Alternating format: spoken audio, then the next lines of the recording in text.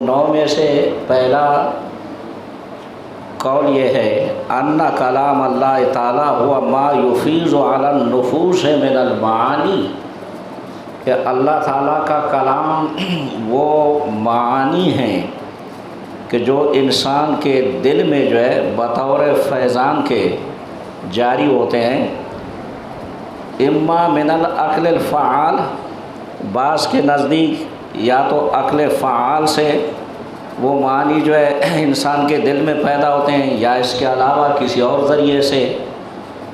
وہذا قول الصابئۃ والمتفلسفۃ، یہ قول جو ہے فرقہ صابیہ اور فلاسفہ حضرات کا ہے، اسلامی متفلسفین نہیں جو بے دین تھے، یہ ان کا قول ہے۔ یہ کیا کہہ رہے ہیں؟ یہ حضرات کہتے ہیں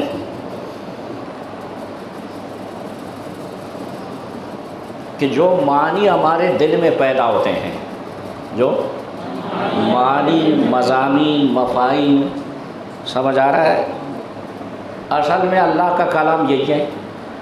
یہ صابیہ اور فلاسفہ کا مذہب ہے۔ اب ظاہر جب خود باطل تو ان کا مذہب بھی باطل ہے۔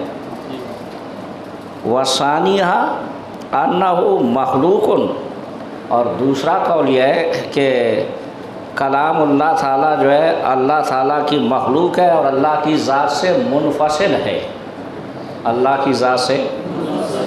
یہ معتزلہ کا قول ہے۔ ہم اور آپ لوگ جو بات کرتے ہیں تو اللہ تعالیٰ نے جو ہے اس کلام کو ہماری زبان پر پیدا فرمایا تو خالق کلام ہیں، وہ کہتے ہیں یہ اللہ تعالیٰ نے پیدا کرنا ہے تو اللہ کا کلام ہے۔ بات سمجھے، خود اللہ تعالیٰ متکلم نہیں ہے۔ وثالثھا، اور تیسرا قول یہ ہے انہ معنی واحد، کہ کلام جو ہے ایک معنی ہے جو اللہ تعالیٰ کی ذات کے ساتھ قائم ہے۔ وہ معنی کیا ہے؟ فرماتے ہیں هو الامر والنہی، وہ معنی ہے امر اور نہی، والخبر والاستخبار، خبر اور استخبار۔ خبر اور استخبار کا مطلب کیا ہے؟ استخبار کا کیا مطلب ہے بھائی؟ دوسرے سے جو ہے خبر طلب کرنا، اور خبر کا معنی کیا ہوتا ہے؟ خود خبر دینا۔ ان عبر عنہ بالعربیت، اگر ان چیزوں کو عربی زبان میں تعبیر کریں تو ان کو قرآن کہا جائے گا، اگر عبرانی سے تعبیر کریں، بیان کریں امر کو، نہی کو، خبر کو، استخبار کو، وعد کو، وعید کو، قصص وغیرہ کو، تو اسے تورات کہا جائے گا۔ کیا کہا جائے گا؟ تورات۔ وہذا قول ابن الکلاب، یہ تیسرا مذہب جو ہے، یہ تیسرا قول ابن کلاب اور ان کے موافقین کا ہے، جیسا کہ امام اشعری رحمۃ اللہ تعالیٰ علیہ اور دوسرے حضرات۔ ورابعھا انہ حروف و اصوات، چوتھا قول یہ ہے کہ کلام باری تعالیٰ جو ہے حروف اور اصوات کا نام ہے، ازلیۃ، لیکن وہ حروف و اصوات جو ہے ازل میں ہی جمع تھے، اور وہ حروف و اصوات ازلی ہے، حادث نہیں ہے۔ وہذا قول طائفۃ من اہل الکلام والحدیث، متکلمین اور محدثین میں سے ایک جماعت کا یہی نظریہ ہے، اور ایک جماعت کا یہی نظریہ ہے۔ جان کوئی بات سمجھنا ہے آپ لوگ پوچھو، میں پڑھاتا جا رہا ہوں، آپ کو پتہ سمجھ آ رہا ہے نہیں پوچھ سکتے ہیں آپ، پوچھو۔ وخامسھا، اور پانچواں قول ان 9 اقوال میں سے پانچواں قول یہ ہے انہ حروف و اصوات، کہ کلام اللہ سے مراد حروف اور اصوات ہے، لیکن تکلم اللہ بہا بعد ان لم یکن متکلما، لیکن اللہ تعالیٰ نے جو ہے پہلے اللہ متکلم نہیں تھا، بعد میں اللہ تعالیٰ نے ان سے کلام فرمایا۔ اس کا مطلب کیا ہوا؟ حادث ہے۔ وہذا قول الکرامیہ وغیرہم، یہ جو ہے کرامیہ اور ان کے علاوہ ان کے موافقین دوسرے حضرات کا قول ہے۔ وسادسھا، اور 9 اقوال میں سے چھٹا قول یہ ہے انہ کلامہ یرجع الی ما یحدث من علمہ و ارادتہ القائم بذاتہ، کہ اللہ تعالیٰ کا کلام جو ہے وہ راجع ہوتا ہے، لوٹتا ہے الی ما یحدث من علمہ، اللہ کے علم، اللہ کے ارادہ ویسے جو ظاہر ہوتا ہے، وہ علم اور ارادہ جو اللہ تعالیٰ کی ذات کے ساتھ قائم ہے۔ تو کلام سے مراد جو ہے اللہ تعالیٰ کا جو ہے علم ہے، اور کلام سے مراد جو ہے اللہ تعالیٰ کے ارادے کا ظہور ہے۔ یہ عجیب بات ہے۔ وَهَذَا يَقُولُ صَاحِبُ الْمُعْتَبَرِ، یہ قول جو ہے معتبر ایک کتاب ہے، صاحب معتبر کا قول ہے، اور امام رازی رحمۃ اللہ تعالیٰ علیہ مطالب عالیہ میں اسی کی طرف مائل ہوئے ہیں۔ سمجھ آ رہے؟ علم اور ارادے کا جو ظہور ہے، کیا کہتے ہیں؟ علم اور ارادے کا ظہور ہے، تو اسی کو جو ہے کلام کہا جاتا ہے۔ جس چیز کا اللہ تعالیٰ ارادہ کرتا ہے پیدا کرنے کا، ظاہر کرنے کا، جو معلوم کے درجے میں، وہ کہتے ہیں۔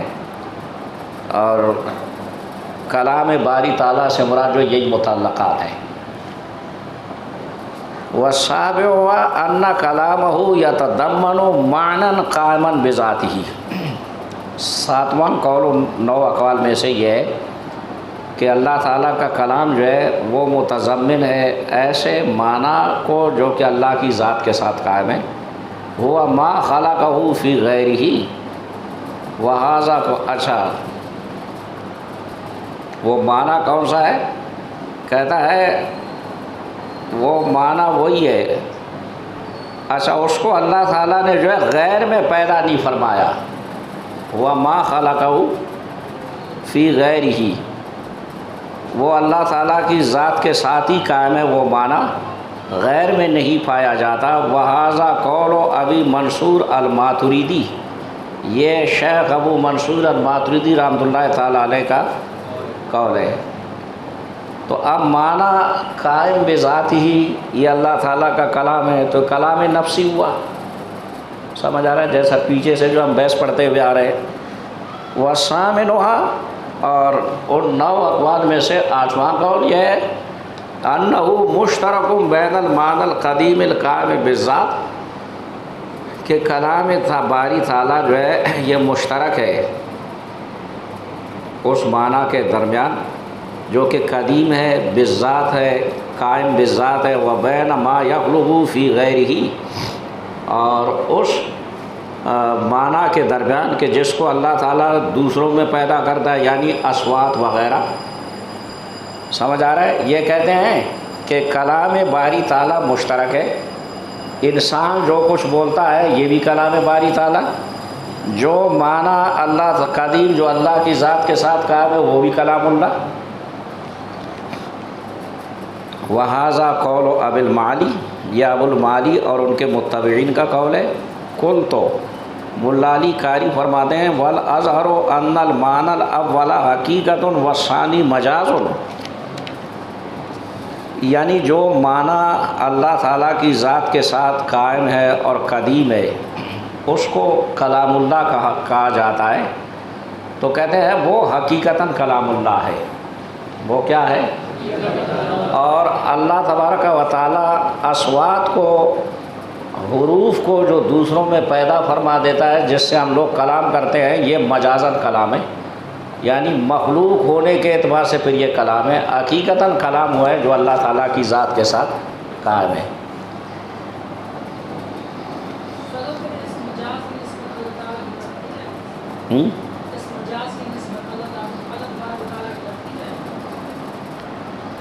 یہ ایک تطبیق دے رہا ہے، کہتا ہے کہ انہوں نے کہا کہ اللہ تعالیٰ کا کلام مشترک ہے۔ اچھا مشترک یعنی ایک وہ معنی جو کہ اللہ کی ذات کے ساتھ قائم ہے، کلام نفسی، وہ بھی کلام اللہ ہے، اور ہم بندوں کو اللہ تعالیٰ نے جو قوت گویائی عطا فرمائی، اللہ تعالیٰ کی جو تخلیق سے ہم لوگ کلام کرتے ہیں، یہ بھی کلام ہے۔ تو یہ ملا علی قاری فرماتے ہیں کہ کلام نفسی حقیقتاً اللہ کا کلام ہے، اور بندوں کا جو کلام ہے یہ جو ہے مخلوق ہونے کے اعتبار سے اللہ کا کلام ہے، اس کو مجازاً کلام کہا جائے گا، حقیقتاً کلام نہیں کہا جائے گا۔ بات سمجھ رہے ہو؟ آپ یوں سمجھ لیں کہ جیسا بال واسطہ اور بلا واسطہ بس کریں.